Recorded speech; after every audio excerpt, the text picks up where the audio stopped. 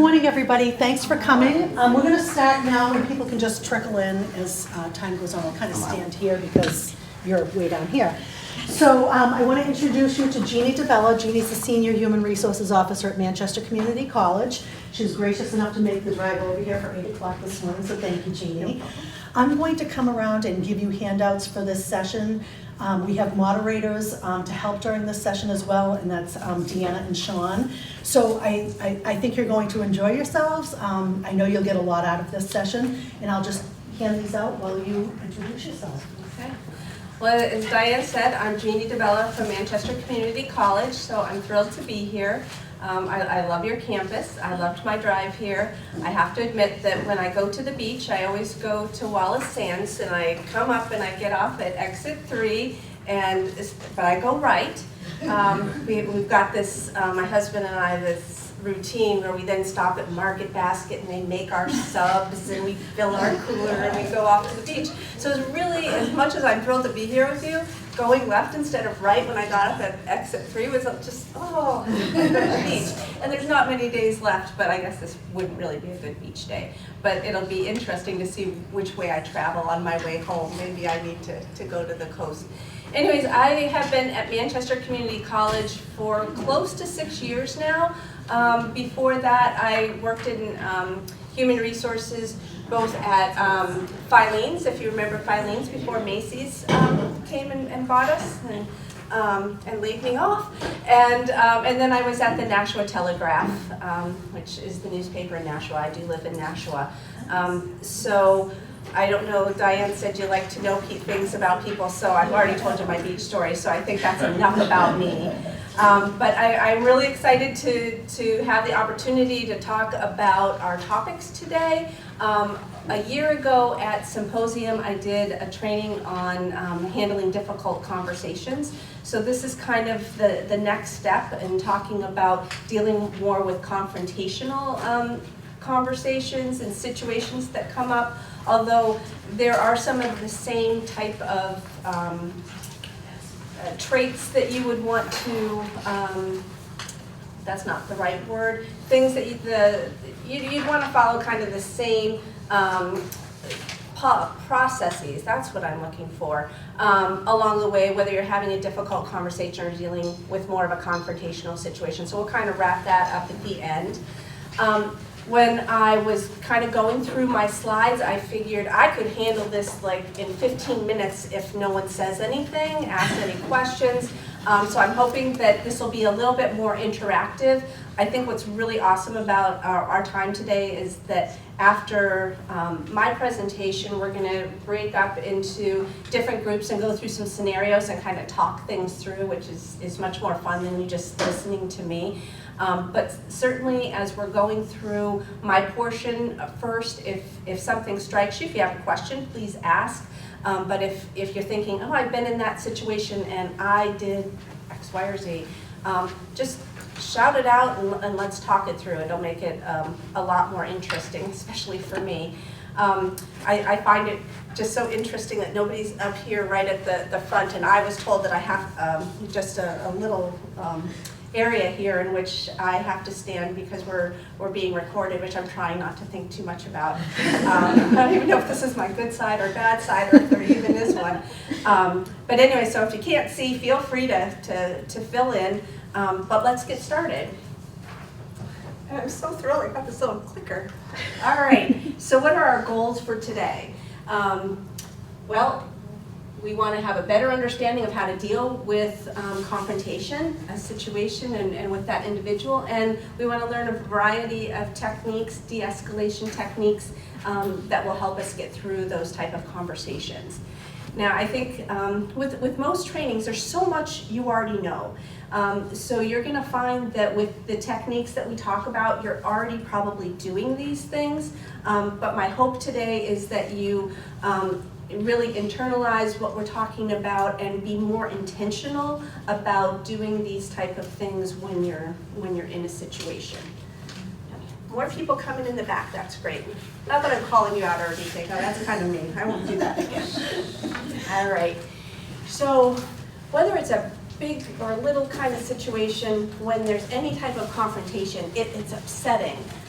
So whether somebody's coming at you with a full head of steam or they're just getting anxious and angry, what you're going to find is your heart's already starting to beat a little faster. You know, my voice gets a little shaky when I'm nervous, so I hope I don't sound too shaky right now. But you know, your hands shake and all of that. So you know, it's a big deal, and we want to be able to come up with some techniques to get you through that. But you know, to think about the fact that, well, we want to try to make the situation better for the other person. We can't control them, but we can control ourselves. So some of the techniques will be what we do for ourselves so that we can better handle these situations. And then to be aware of triggers, things that make you escalate when things get a little tense. For me, it's eye rolling, so please don't roll your eyes. I don't know what I'll do anything but that. Like my family has learned that, and especially my husband, if you want to get me going, you know, roll your eyes.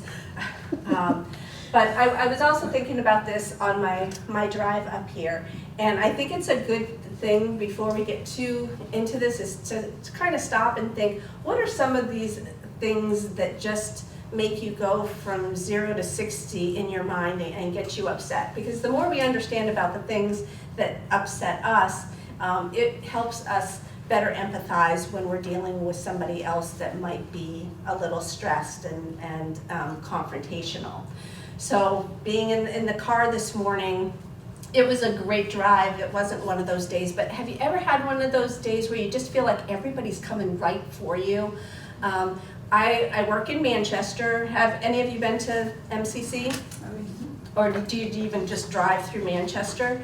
There are, there's not the appropriate type of on-ramps where basically if normally you get to just merge on nicely, if people keep going when they're trying to get onto the highway, they would slam right into you and traffic is congested. So for the most part, you try to move to the left lane and let people in at any type of on-ramp situation. But you know, being, I'm not going to say I'm the perfect driver or anything like that, but for this example, I am.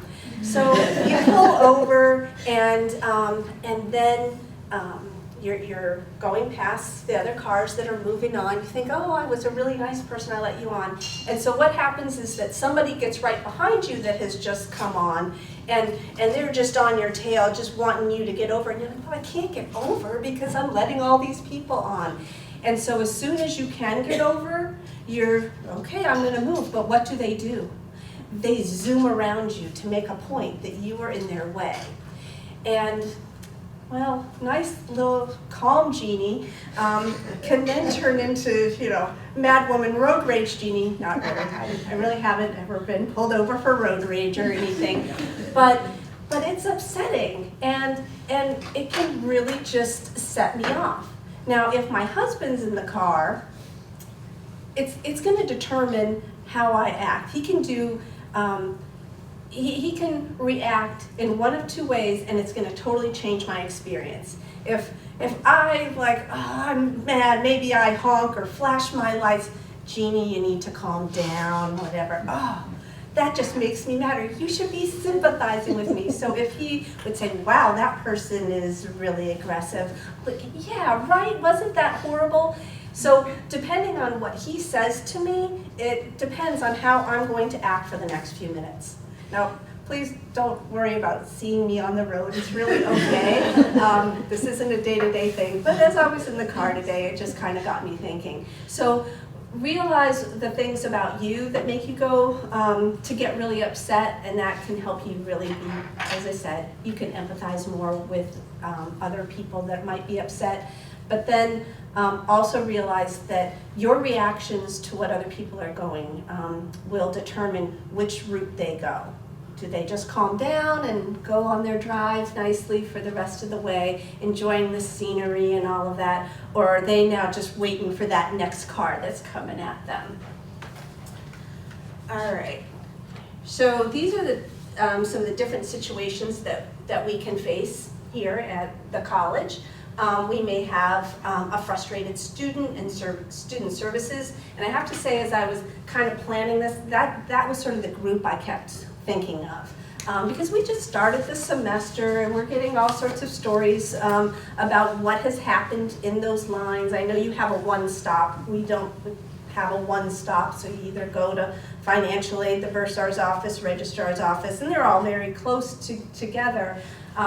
But there's some very interesting interactions that take place in that area. There also could be an upset student in a classroom, whether they're just upset on a general basis because they're not doing well, or something just kind of sets them off in class one day. There can be disagreements between coworkers.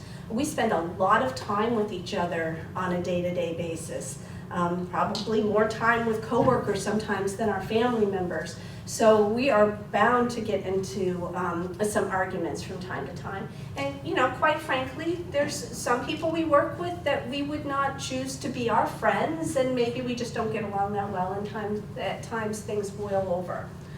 I had to look really quick because on some of my slides, they float in and I could be talking about things that you're not seeing, but we're all good now.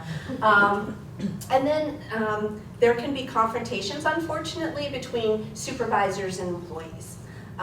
Hate for that to happen, but sometimes a supervisor can be angry, and the poor employees sitting there like, what did I do? And sometimes the employee might be like really angry at the supervisor and think that they're being unrealistic.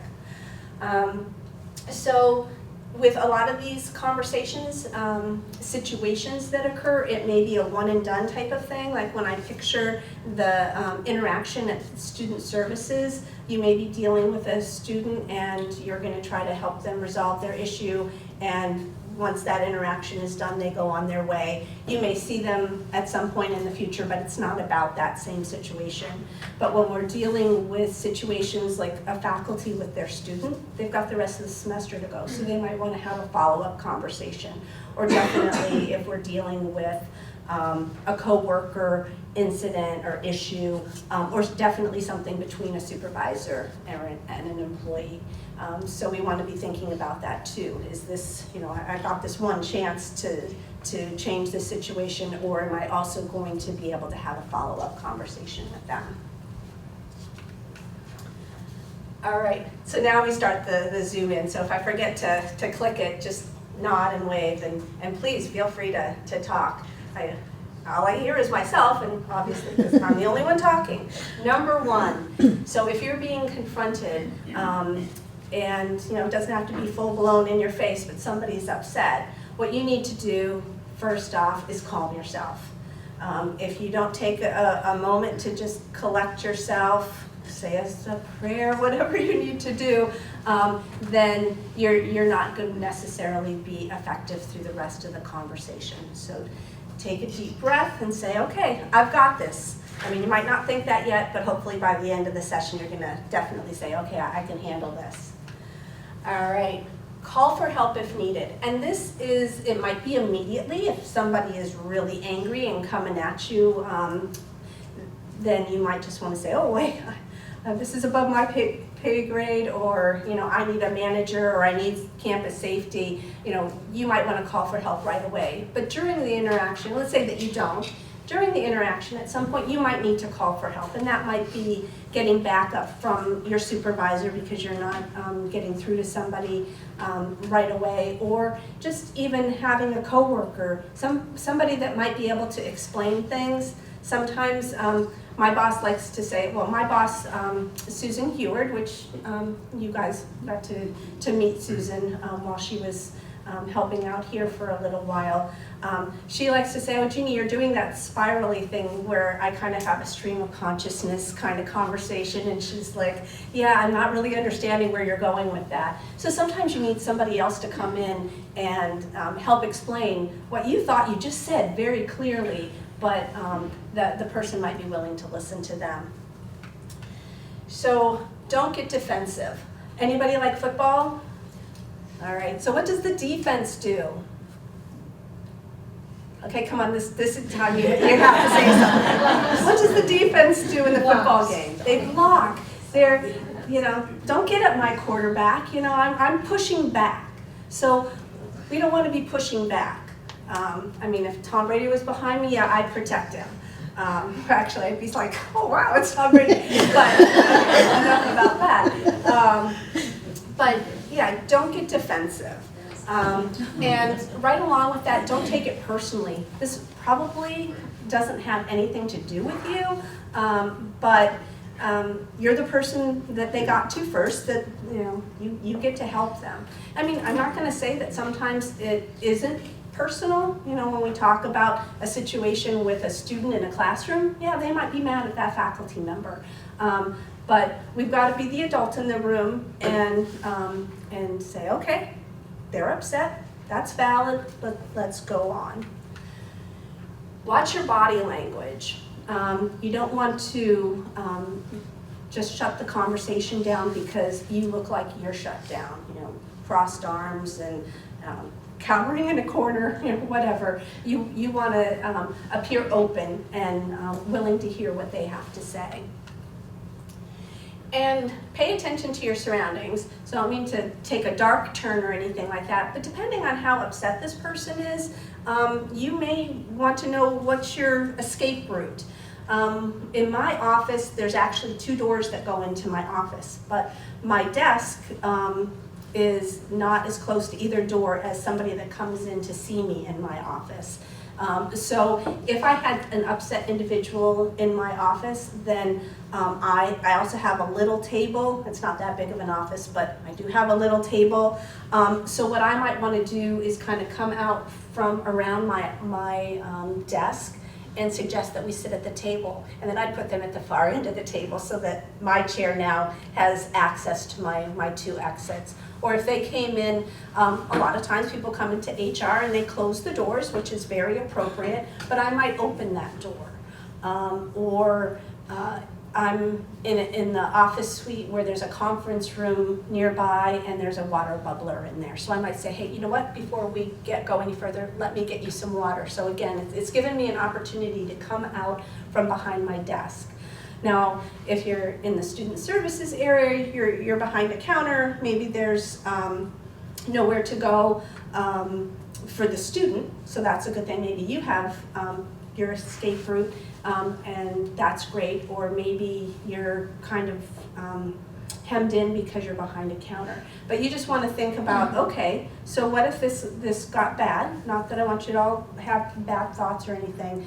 But if you're having those type of serious thoughts, then we probably want to go back up to call for help if needed. And that might be dismissing yourself for a moment, just say, I'll be right back. And if you're behind a counter, you go into someone's office and say, do you want to call campus safety for me? And go back out there. Any questions so far? Okay. All right, so now you've got this upset person in front of you, so what's your response? Well, first off, never tell someone to calm down. Yes? There was a comment at the bottom about end the conversation. Oh. I just want to. Thank you. Oh, thank you. Yeah, you see these float-in things? I'm looking at my slide here. Thank you.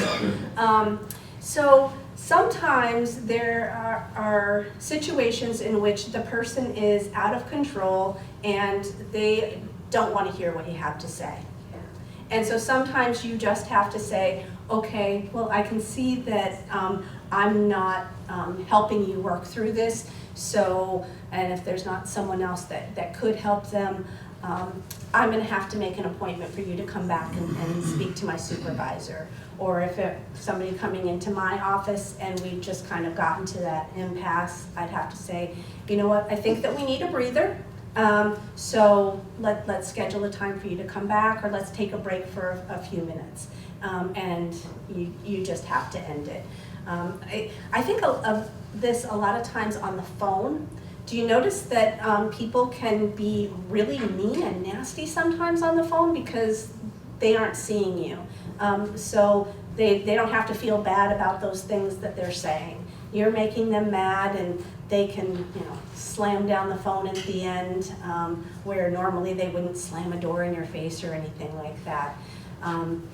So, sometimes you're on a phone call and you just have to say, okay, as I said, obviously I'm not able to help you with this right now. I need to find somebody that can help you. So I'm going to, take your information and have somebody get back to them. Now, if you are on a phone call, what do you have to do if you tell somebody that you're going to have someone get back to them? Make sure someone gets back to them. I've transferred calls before, and I'll follow up with the department and say, was this resolved? But if I took someone's name and number that I'm passing on, even though sometimes people just get the HR number and it might be something for student services, I will just call them, when I know it's been resolved, and say, this is Jeannie from HR. We talked the other day. I know that the bursar's office was to get back to you. I've told that they've resolved your issue. Are you feeling okay? And those kind of things can go a long way, now that the person's calmed down and they're like, oh yeah, they really do care about me. But don't be afraid to just say, okay, I can't take this anymore. You're just coming at me and you're not listening. So thank you for pointing that out. All right, so your response, you've got this person in front of you, and I know we kind of just talked about that a little bit, but these things are all tied together. So as I was saying, never tell someone to calm down. That phrase is proven to do the exact opposite. Don't tell me to calm down. Why would I need to calm down? So we got to find other phrases to say, like, oh, I understand why you could feel that way. That's very confusing. I can relate to your issue. And then make sure that you ask them to give you a detailed explanation of what the situation is. So what is it that is making them so upset? You need the information, and you need it to be detailed. Now, I've had enough conversations, as I'm sure Diane, you have in our world. Sometimes we're doing investigations at other schools and trying to get, the story, what's happening. And what happens, it's sort of like when I was telling you my boss says I can spiral sometimes. You go off into this story and you don't even know which direction they're going and why are they telling you all of this. But you still need them to be providing you the information. I try to take notes as much as I can, while still trying to, actively look like I'm listening, because that's what I'm doing. But we need to know what's going on. Obviously, there's something that has upset them, and we can't just guess what that is. Although sometimes we kind of do guess, like we know, oh, this person got a bad performance evaluation a couple of days ago, so they're really upset, and I know that their manager was right in telling them that, so I can't make my mind up as to what's going on in advance. I need them to tell me what the situation is. Jeannie, can I just interject one little thing that some people may actually remember? When you were talking about the telephone, we actually instituted something at One Stop years ago. It's a nationally known phrase. It's the guy's name is, he started something called the telephone Dr. Swear Stopper. We used to have it by our phones because for some reason we were going through a rash of people swearing at us on the phone. And so it actually says, excuse me, sir, I can handle your problem. However, I'm not able to handle your abusive language. And what he says in his research is that it tells the person I'm here to help you, but it also tells them that you're not going to be able to continue to listen, and that often people will say, I'm sorry, I'm just so frustrated, and then it kind of breaks that. So for a while, I don't think we use it anymore, but for a while it was really helpful. Hopefully we don't still have that level of frustration. Sure. We just happen to have gone through a period where there was a lot. So has anybody in the room had to say that to somebody? And do any of you want to tell what happened when you said that? They hung up on me. Well, but they recognized that it was them. And Okay. call another department to do the same thing to them. Yeah, unfortunately. Anybody else want to share? I haven't used those exact words, but certainly I've had to say to somebody, you're not able to keep speaking to me that way. And it can go either way. Sometimes it will get them more upset and usually the call will end, or in person. Usually in person it will calm them down if you're staying calm when you're saying it. But on the phone I feel like it can go either way. Right. Yeah, and so maybe you want to think of other ways that you can say sort of the same thing when you make the comment, your abusive language. So now, you're really calling them out, and it is abusive. But maybe there's that nicer Pollyanna way of saying, wow, I'm really having trouble, understanding what your issue is. You're obviously very upset and directing that at me, but I need, I don't need you to calm down, but I need you to listen to what I'm saying and be respectful. Jeannie, just to the point about the language, and what I've learned is that when you start by saying you, it's kind of it can be perceived, especially by someone who's upset, as being accusatory or judgmental. So you did it a couple times up there where you say, I'm here to help you, and I want to be able to understand your issue, and I'm not going to listen to the abusive language. It's different than saying, you need to stop doing that, or the worst part, you need to calm down, right? That's like it's a trigger for most people. It might be, boy, I think I could help you better if we could, all bring our energy down so I can hear the issue and focus on it, as opposed to being defensive because. Exactly. Yeah, so the you and the I is what I've learned are I like important. that. Yes. One of my first jobs out of college was as a claims adjuster for Hanover Insurance. So when you cracked up your car, I used to cringe whenever there would be an ice storm. Like, oh my God, this car's gonna suck. They did a lot of training with us, and one thing that's always stuck with me, no matter what type of position I've held, even as a school teacher, was agree and disarm. So it's very much like I hear, so much like the counseling stuff, I definitely hear what you're saying, and I really appreciate how upset you are. And then you do have to draw that line in the sand. And although I don't use the specific language Deanna just said, I just make it very clear you're not going to talk to me like that. We're here to help you, but we need to take it to a different, more calmer level. I won't say calmer, but just more Productive. Productive. I like that word. No longer productive. Yeah. And when we feel like we can have a productive conversation, then how we discuss. Right, because I'm here to help you, but not to be berated, basically. But I agree, it's much better in person. The in-person thing is very clear of, you know what, I am here to help you, but that treatment is not okay. People will say things on the phone, they just won't typically say. Oh, yeah. So true. Well, I think it is important to kind of have your response. So whether you have it officially written down or whatever, but think of, because we are kind of coming to this, okay, well, I'll say this, but oh, no, I don't want to use that word calm, because that was the next thing that was going to come out of my mouth. Take time to think about those things, especially for you that are, I don't know where that came from, you that are directly in customer-facing roles. What do I feel comfortable saying? What did I say one time that really worked like magic, and I want to try that again? So it's okay to kind of have your key phrases, and then share those with your coworkers. Very important. All right, so validate the individual by acknowledging that you heard their specific issue. So we were asking them to give us some detailed information. So they have a problem, and ultimately they want it to be fixed, but they want to know that you understand. So back to that situation where I said somebody had a performance evaluation that I had already made a judgment that when they came to me, well, of course, I know that they were going to be upset, but I read the manager's notes, and I think it was fair, so I'm prepared for this conversation.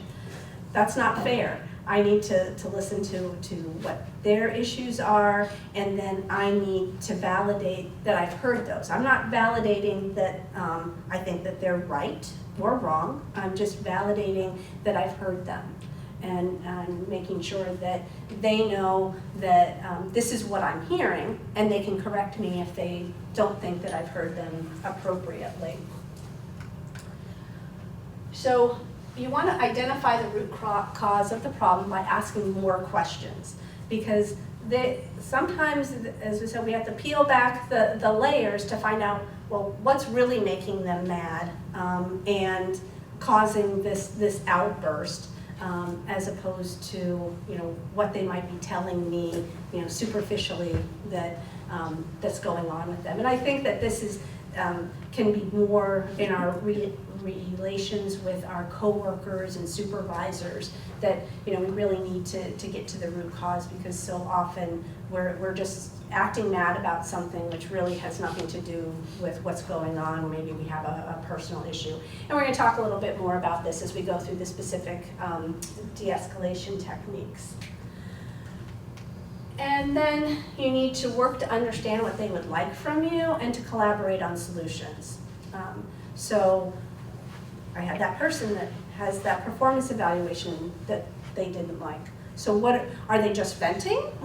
Which sometimes people just want to do that, and that's okay. But are they trying to enlist my help with something? Do they want me to talk to their manager? I'm not saying that that's something that I would do or whatever, but I need to know what they think is the solution, and then we can talk about it. Often in your one stop, and I'm thinking about some concerns we had at the beginning of the year with somebody in financial aid, a student, and I think maybe actually that's one of our scenarios for later. I just lost my train of thought, but I'm sure I can recover. But anyways, so I've got it. So what they would like us to do, especially when it comes to financial aid, isn't necessarily anything that we can do. But we want to know what they think the resolution is, and we want to then have our opportunity to explain the situation in a very calm way that they can, they might still be angry, but at least they understand, if I could do this for you, I would, but we've got federal guidelines here. And so this is what we can do, and this is how I can help you move forward today. All right, so these are the de-escalation techniques. You see that on your handout. So the handouts are basically my slides all rolled into one page so that you didn't have to go through multiple pages. But we're going to talk about all of these individually, so I'm just going to read them through really quick. Empathy, speaking in a low, comforting voice, asking questions, active listening, non-judgmental reactions, and you see we've already started to talk about a lot of these things because it's all just tied together. Open body language, silence, shared experiences, and humor. So we're going to just kind of talk them through one at a time. So empathy, I think it's good that we make sure that we all understand what empathy is. So we want to read this. It's the capacity to understand or feel what another person is experiencing from within their frame of reference. That is the capacity to put oneself in another's position. So it can be really enlightening when we try to see things from somebody else's perspective, when we put ourselves in their shoes. And when we do that, go back to the financial aid situation, we can understand why this is so frustrating for them, but these are our options for what you can do going forward.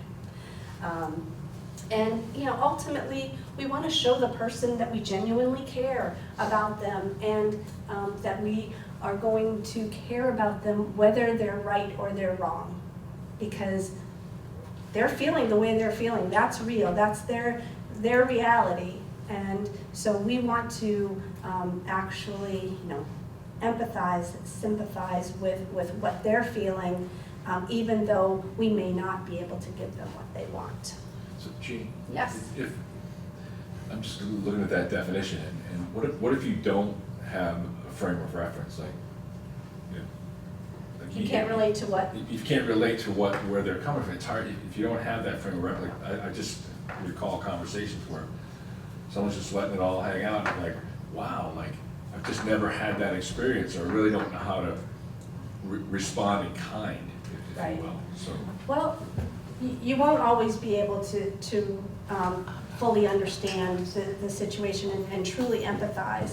But I think that if you come at it from the perspective of, I care about you as an individual and I want to help you through this, even though I don't really get it, so let's move on to the next step. And, you know, how can I help you? What is the situation? So, yeah, absolutely. It's okay to figure out, wow, I really don't know where they're coming from. But, you know, something that you can say in these along these lines, if you do understand, is, again, I can understand why you feel that way. And try not to say, but, however, X, Y, or Z. All right, tone of voice.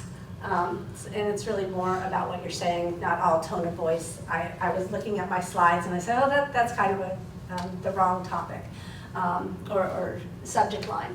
So don't try to talk over the person. So they're upset and they're not letting you get a word in edgewise. Is it gonna do any good to talk over them? What happens when you talk over someone? They talk louder. They get louder, yeah. I'm sorry, I didn't. They get angry and they talk louder. Right, right. Well, because if you're talking over them, if they want to make sure that you're still listening, they're going to get louder. And what are you doing? You're getting louder because you're talking over them. And what's the thing that you're not doing when you're talking? Listening. You're not listening. So absolutely don't talk over. So your low, calming voice can help bring the person to your level. The hope is that you're talking in a, well, just, it could be your normal voice, although sometimes, you know, remember, we're getting upset a little bit here too because they're upset at us and our hearts are racing and we're shaking. So our voice may be rising a little bit. So this is as much for you as them. But hopefully they're gonna start to feel like they're being a little silly with their voice booming for everyone to hear and you just remaining so calm and peaceful. So you're trying to get them to your level. Speak slowly. I'll throw it out there so we can keep interacting. Why do you think you speak slowly? Show you're calm. If you speak fast, you're agitated. Very good, exactly. And as said, you know, we can recognize that our hearts are beating faster and, you know, we're a little anxious and we already know that they're kind of cranked up. I use that term and I would never recommend using cranked up. Just say calm down. I learned that one the hard way. But they can only hear so much because, you know, now the blood's flowing, you know, that it's pumping in your ears.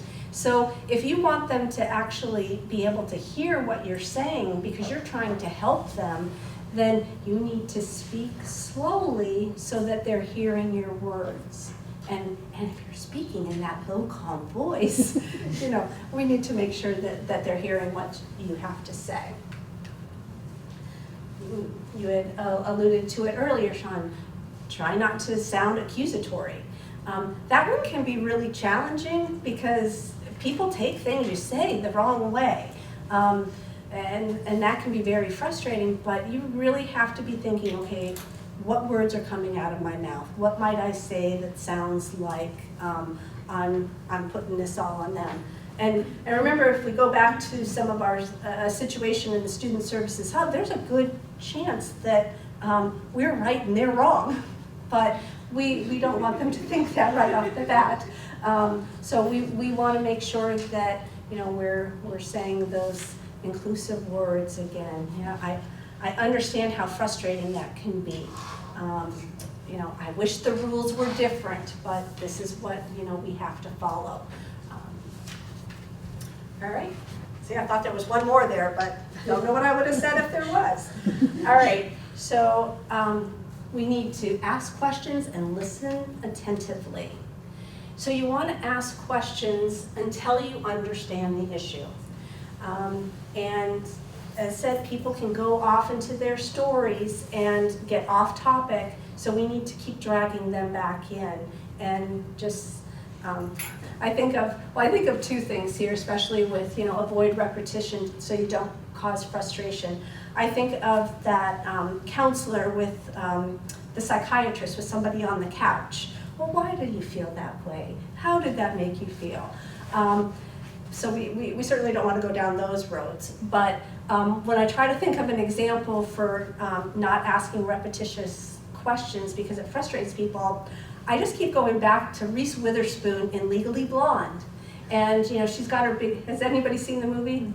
Okay, so at the end she is defending the person accused of murder, and she's got the stepdaughter on the stand, and she keeps asking questions, and she's like, so you were in the shower, and says, yes, I'm in the shower. Okay, all right, so she's thinking, so you were in the shower at the time of the murder. Yes, and so finally the judge is like, okay, we all know she was in the shower, so we're not, we're frustrating people, and we don't want to do that. But it's okay if you're Reese Witherspoon, because then you're going to figure it all out, solve the case, and everyone's happy, except for the person she was questioning because they were guilty. So try to avoid asking the same thing over and over again. But you got to understand what's going on with them, so there may be some repetition. So to get to the root cause, you need to get through all of the layers. So I actually have an example of this. Our campus safety director had an angry student come in because they had gotten a parking ticket. It's the beginning of the school year. The parking lots, so how many of you have been to MCC? So when you drive up to MCC, it looks like we've got these two big parking lots in the front of the building. Those fill up really quickly when all the students are back. What it's harder to see is that there's a driveway off to the right that will take you around the back of the buildings, and there's these very expansive parking lots in the back.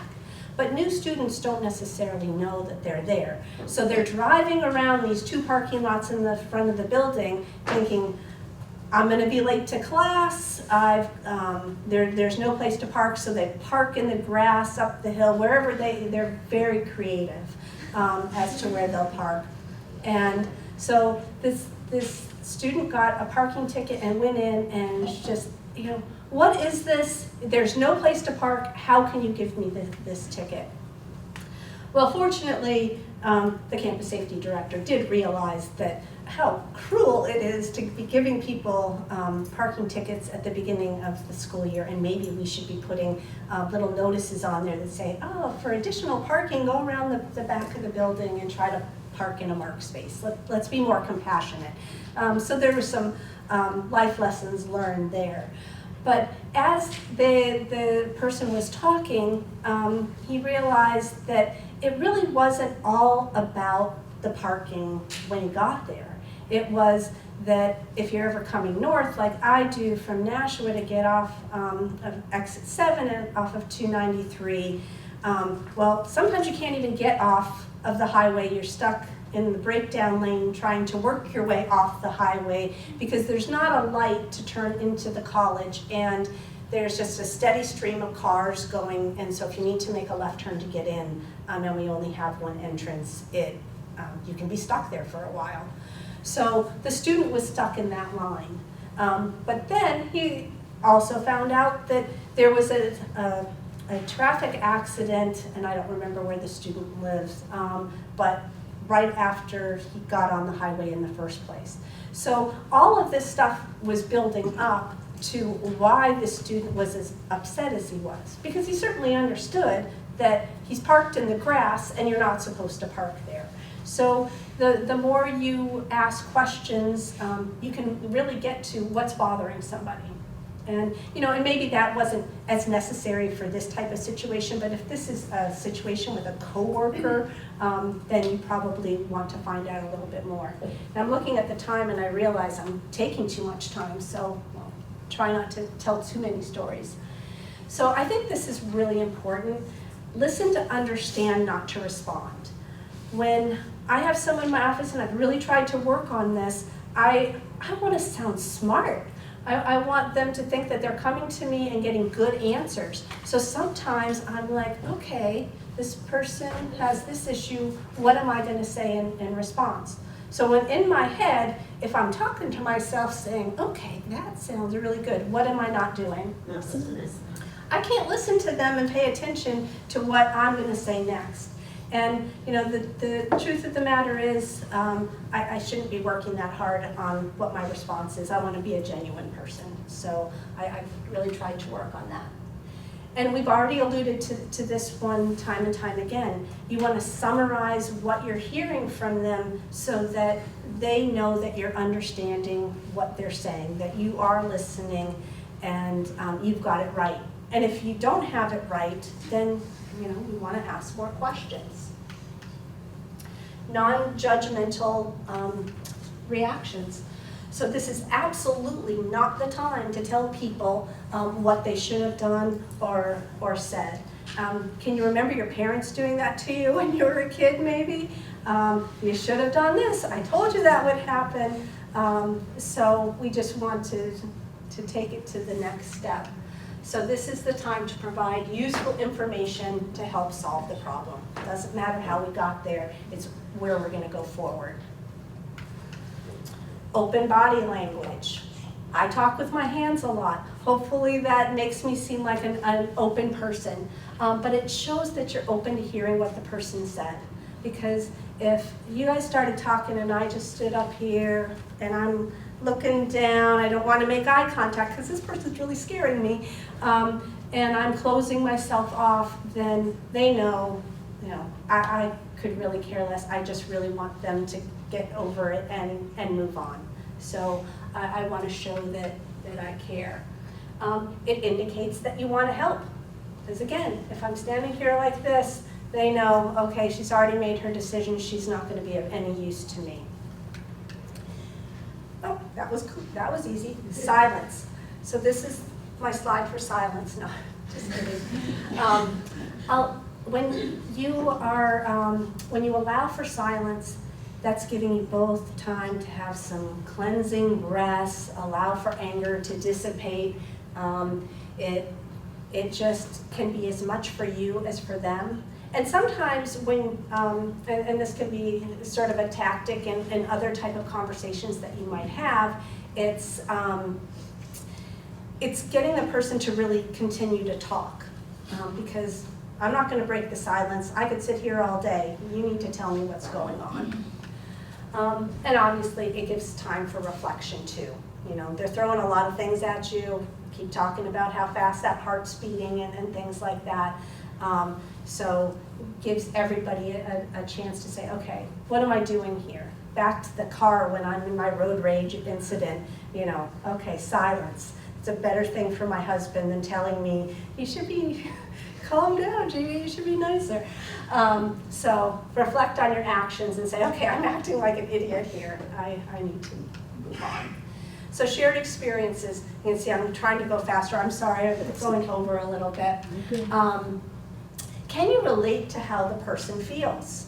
Oh yeah, something like that happened to me before. Or yeah, I had that issue with financial aid when I was a student.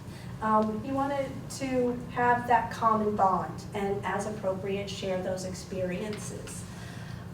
You don't want to make it about yourself, but you want to show concern. I actually did have somebody in my office a couple of days ago because they weren't happy with the comment that they had on their recent performance evaluation. And this person was talking about how they got an approaching expectations rating on something because this actually was a supervisor that hadn't done any performance evaluations in the last year. And so they recognized that they didn't do this, they're wrong, but you're not taking into account all the things I did do all year. So I told this person a story about when I worked at Filene's in Human Resources, and I had to take people's pictures because you might never have noticed this, but on people's badges at Filene's, they could have different stars. So it's for customer service. They had started with a gold star, and then they moved up to a burgundy star, and then you got a ruby star, and that actually had like a little stone. It wasn't actually a ruby, but we pretended, in the center. And then the ultimate was the diamond star. And I'm telling her the story like I'm telling you now, but I'm going into way too much detail. And I'm talking about the pictures I have to take way back in the time where there were no digital photos, and you had a roll of film in that camera that, you know, once you finally got all 24 pictures taken, you went to the photo map, whatever, and then it's like, oh my gosh, those are horrible. But I hated doing that job. But it was something, as much as people hated getting their pictures taken, and they absolutely didn't want me taking them, they were so resentful if their picture wasn't up there and other people's were. So I knew I was getting complacent in my job because I was doing very well in everything else. And, you know, I got a comment on my performance evaluation. Not that I needed to take better pictures, they weren't being unreasonable. It's like, you need to be more timely in getting these pictures taken. I totally deserved it. But did I want that in writing? Absolutely not. But, you know, what was going to make me change my behavior is somebody saying, I'm noticing this, you know, and say it in the nicest of ways, you know, hey, I just want you to do your performance evaluations. So in the end of that conversation, as this person's leaving my office, they're like, well, I can't wait till I get my diamond star. I'm like, okay, this worked. But you gotta be careful, you know, especially with me and my stories. I could go on forever and make it too much about me. So you don't want to do that. Humor. So that kind of tied in with that. But you gotta be careful when you're dealing with a tense situation. With my performance evaluation person, you know, I knew this person, we could share some jokes, but you know, if you've got that upset student in front of you in line, they may not appreciate your humor. And if you're just trying to tell some jokes, you know, probably not working. If it's more about a shared experience, it can work. But studies show that self-deprecating humor can reduce anxiety. You know, call yourself out. Don't be afraid to laugh at yourself. It really can reduce a lot of anxiety. And it can make you seem more approachable. Because now, okay, I wish I would have worked at Filene's and, you know, I could have been a diamond star. When you work in human resources, you don't get to earn stars. So I only got to the burgundy level before I moved into HR. So I never did get that diamond star. Okay, quickly, because I'm out of time. If you are dealing with an individual in you know, a situation with a manager or an employee or confrontation with coworkers, there's probably going to be a follow-up meeting. And if you did hear my presentation last year at Symposium, these are the steps. And I didn't really want to focus on this too much, so we will go quickly through this. Schedule your meeting at an agreeable time. Don't say, oh, I've got 15 minutes for you here. That's all I'm going to give you. Show respect that you're taking into account their schedule and meeting with them. Meet in a private space that doesn't allow for interruptions. But as I said, if we're following up from kind of a aggressive, confrontational situation, you might not want to be at the end of the hall where no one can hear you scream. I'm just joking. Maybe that wasn't appropriate. Okay, see, you can get it both ways. But you don't want to be isolated. And you might invite others to be part of that meeting if that's appropriate, if you're worried about someone's reaction. Definitely if this were a disciplinary kind of conversation, that's a totally different thing. We know we want to follow everybody's rights with the CBA, but this isn't the type of meeting I'm talking about. Sometimes if I know that there's a chance that somebody might be upset after I'm having a conversation with them, I may tell a manager or even campus safety, hey, you know, this person might be upset. Do you mind being in the outer office, in the office suite? Or, you know, campus safety, you know, just watch the cameras if, you know, after, you know, whatever time. And just so that you know you have that backup, that's important. And then in the meeting, you want to be direct, clarify what you want to talk about, don't mix any signals there. Express your concern, explain why it's a problem and what you need to do to move forward. Ask them what they think can be done about the situation, similar to what we were doing in the midst of that confrontational situation. We want to know what they think they can do to solve the problem and what our expectations would be. Again, listen, can't stress that enough in all of this. We need to listen to what people are saying and understand what their problems are. And let them talk and listen to understand, and then collaborate and make an action plan for success. And one thing that's really important with the collaboration is that if somebody has bad behavior, then it's on them to really make the change. So you can collaborate with them, but they need to take ownership of their behavior or making things better. So really that got us to the end here, finally, sorry. But what I want to say as far as having conversations that really move you forward, it's really about establishing good relationships with people along the way. And I realize that with the students, we don't necessarily have the opportunity in every situation to really establish these great relationships. We might not see them, but it's amazing what the interactions with you can be like, that they think, wow, Great Bay is like the best place to work. Everyone's so friendly, so you can be part of that. But with people that are your coworkers or your direct reports, it's like, I feel like this person, genuinely cares about me and wants me to be successful here. So, any questions?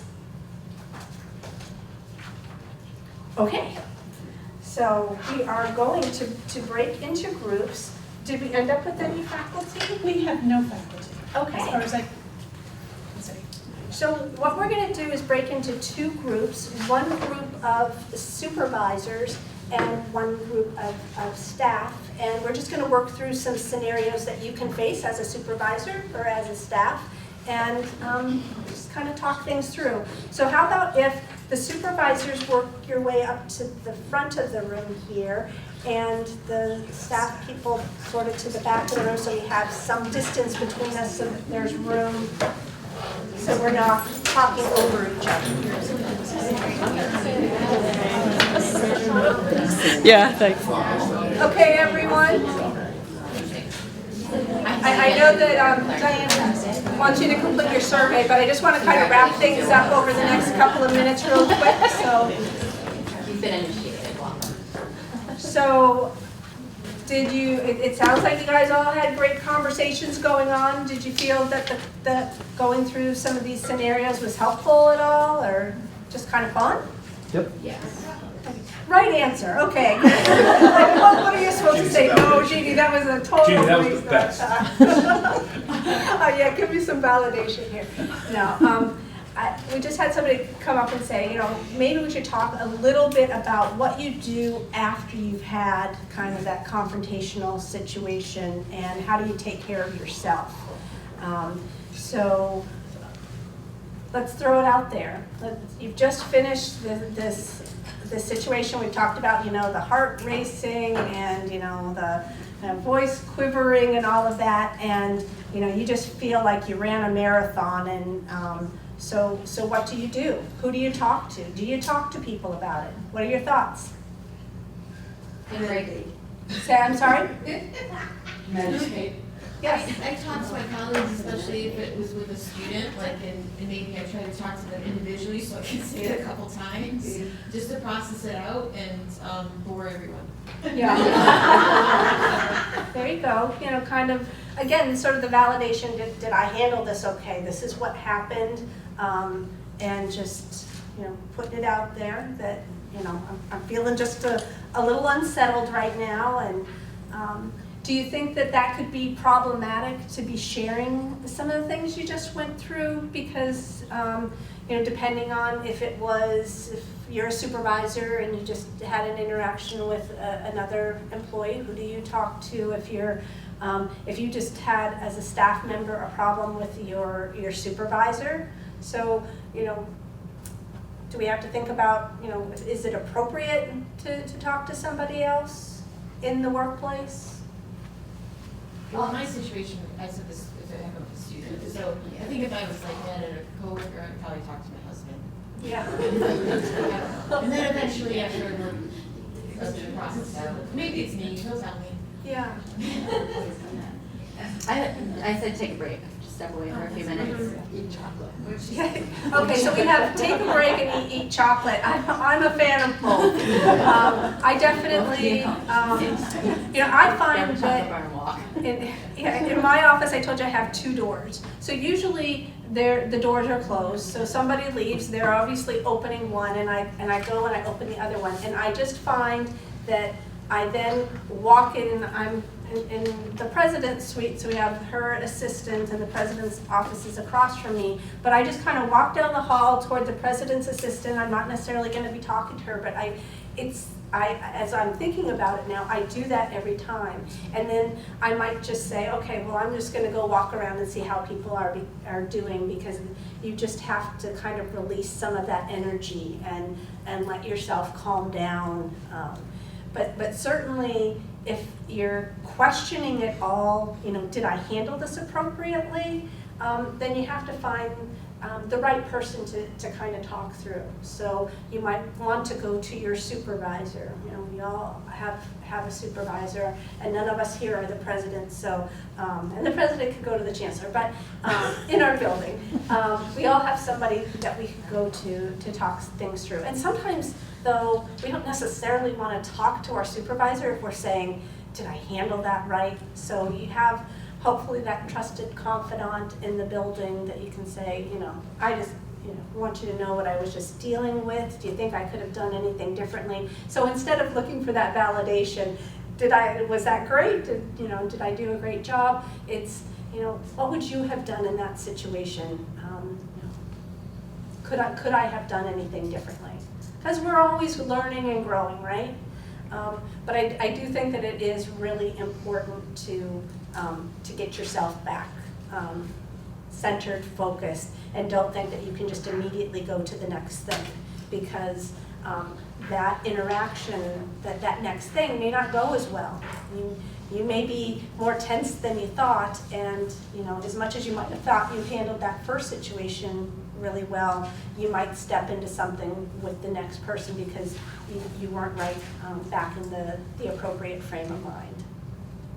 Yes, ma'am. I would just like to say, in a previous position, we had situations where we had troubled people come in, and this facility in particular has a wonderful mechanism of backup and protection, really, between security, HR, IT.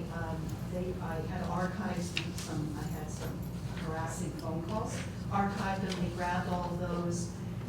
Really a lot of support here, no judgment, simply we're here to help. We would meet if we had a troubled person or someone we knew was going to cause problems, we would even meet out in the atrium so that security could keep an eye on them. We had a sign that if there was going to be a problem, they were there. There was just amazing things that were happening that would protect us in cases that do escalate to a dangerous time. I just wanted, I can't tell you how comforting that was to have that all put in place, because it was a process. And I was there at the beginning, and as the process became stronger and stronger, it became very reliable and very good. That's awesome. Yeah. I want to work here. We'll talk. So as we were talking about thinking of things that you can say if you're talking to someone on the phone, if they're out of control, kind of coming up with that statement that you might make, and whether you have it written down or not. When you have a situation where you'll probably be dealing with people that might, get a little bit more out of control on a regular basis or whatever, or have more emotional issues. having systems in place, so thinking about that. And taking time, as a department, and, whether you're a supervisor or a staff member, suggesting it to your supervisor at a department meeting. Let's kind of talk these things through and what would an appropriate process be.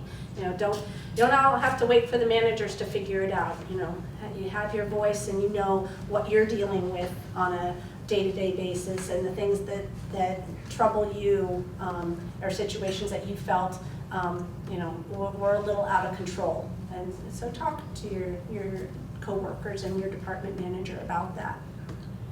So any final thoughts or questions that you might have? Okay, well, I can head to the beach now. And I know that you want to be If you could just hang on for 1 second, I have a couple of housekeeping items. So you have your little evaluation form, there's 2 questions. If you could fill those out, you can put them in my mailbox, you can hand them to me on your way out, you can drop by my office, whatever you need to do, but I would appreciate having the feedback. If you didn't receive a binder for either this week's session or last week's, let me know. I'll give you a binder because we want you to be able to put all your documentation for professional development in one place as a good, easy reference source for you. In addition, if you didn't sign in today, if you would, that would be great. You'll be entered into a raffle, and then at the end of the semester, somebody will win from the manager's training sessions and somebody will win from the staff training sessions, and you're entered as many times as you participate in either one. Can you be both? Yes, so you're here today for the staff. So I could potentially win both of them, is what you're saying? You could, but don't let on. Okay. And then just as a token of our appreciation, we just want to give Jeannie a little gift for coming. That's so sweet. Well, it's Okay. great being here with you guys today. It's a beach pass. Yeah. Free parking at Mala Sands. Do you want like? I'll take it.